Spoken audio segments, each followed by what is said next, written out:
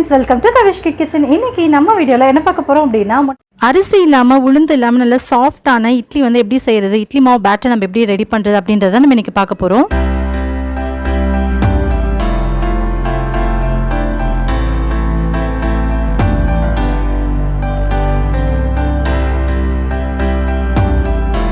Okay, ingredients பார்த்தாச்சு, வாங்க வீடியோக்குள்ள போகலாம்.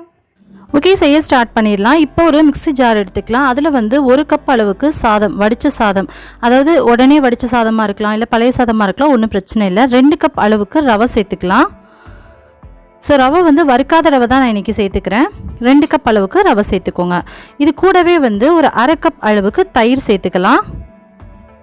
கூடவே இந்த மாவுக்கு தேவையான அளவுக்கு உப்பு சேர்த்துக்கலாம்.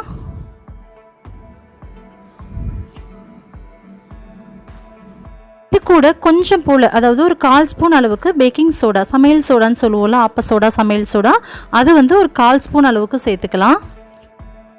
இப்போ இது எல்லாத்தையும் சேர்த்துட்டு மிக்ஸி ஜாரில் நல்லா அரைச்சி எடுத்துகிட்டு வந்துடுறேன். தண்ணி எதுவும் சேர்க்க தேவையில்லை. 15 செகண்டுக்கு நல்லா அரைச்சிக்கோங்க, செகண்ட்ஸ்க்கு அரைச்சிக்கோங்க, 15 செகண்ட்ஸ்க்கு.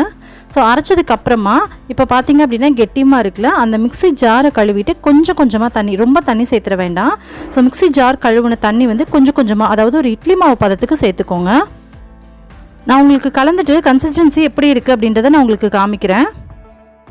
ஸோ இப்படி தான் இருக்கணும். எடுத்து ஊற்றணும் அப்படின்னா கன்சிஸ்டன்சி இப்படி இருந்துச்சு அப்படின்னா இட்லி வந்து ரொம்ப நல்லா வரும். ரொம்ப தண்ணி மாதிரி இருந்துச்சுன்னா இட்லி கண்டிப்பாக நல்லா வராது. ஸோ ரொம்ப ரஃப்பாகவும் கல் மாதிரியும் வந்துடும். ஸோ அதனால் இது மாதிரி வச்சுக்கோங்க. இது வந்து நம்ம இட்லி மாவு வந்து நம்ம வீட்லேயே அழகாக வந்து பேட்டர் ரெடி பண்ணியிருக்கோம். இப்போ பார்த்திங்கன்னா இது வந்து ஒரு 30 நிமிஷத்துக்கு, அரை மணி நேரத்துக்கு சரியாக மூடி வச்சுருங்க. மூடி வச்சுட்டு அதுக்கப்புறமா நம்ம பேட்டர் எடுத்து பார்த்தோன்னா, கலந்துட்டு பார்த்தோன்னா நம்ம அழகாக இட்லி பேட்டர் ரெடி ஆயிரும். ஸோ இந்த இட்லி பார்த்திங்க அப்படின்னா நம்ம உடனே ஊற்றி உடனே சாப்பிட்றதுக்கு ரொம்ப நல்லாயிருக்கும். சாஃப்டாகவுமே இருக்கும். நம்ம சாதாரணமாக இட்லி சாப்பிட்ற மாதிரி சாஃப்டாகவுமே இருக்கும். ஆனால் வந்துட்டு இதை ஊற்றி நீங்கள் ஆற வச்சு சாப்பிட்டீங்க அப்படின்னா நிச்சயமாக அது வந்து கல் மாதிரி ஆகிடும், நல்லா இருக்காது. அதனால் ஏதாவது ஒரு வெளியே போயிட்டு வரீங்க அப்படின்னா உடனே ஊற்றி உடனே சாப்பிட்றதுக்கு இந்த இட்லி வந்து சூப்பராக இருக்கும். கண்டிப்பாக நீங்களும் இதே மாதிரி ட்ரை பண்ணி பாருங்கள். இப்போ பார்க்கலாம், இட்லி வெந்திருக்கு. இட்லி வெந்ததுக்கப்புறம் எடுத்து பார்க்கலாம் எப்படி இருக்குன்னு சொல்லிட்டு பார்க்கலாம். பாருங்கள், இட்லி எல்லாமே ரொம்ப சூப்பராக சாஃப்டாக நல்லா வெந்திருக்கு. ஸோ நீங்களும் இதே மெஷர்மெண்ட்டோட இதே மாதிரி ட்ரை பண்ணுங்கள், ரொம்பவே நல்லாயிருக்கும். நான் உங்களுக்கு எடுத்து காமிக்கிறேன் இட்லி எப்படி இருக்குன்ட்டு.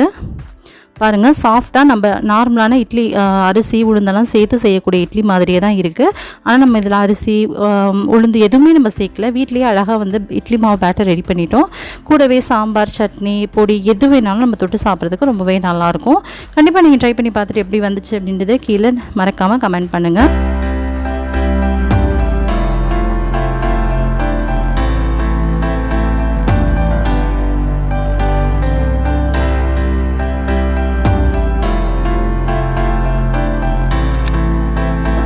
நிச்சயமாக உங்களுக்கு இந்த வீடியோ பிடிச்சிருக்கோம் அப்படின்னு நினைக்கிறேன். பிடிச்சிருந்தா லைக் பண்ணுங்கள், ஷேர் பண்ணுங்கள், மறக்காமல் சப்ஸ்கிரைப் பண்ணிக்கோங்க. இவ்வளோ நேரம் பொறுமையாக பார்த்தவங்க அனைவருக்கும் ரொம்ப ரொம்ப நன்றி. இன்னொரு இன்ட்ரெஸ்டிங்கான வீடியோவில் சந்திக்கும் வரை நன்றி, வணக்கம், தேங்க்யூ, பாய்.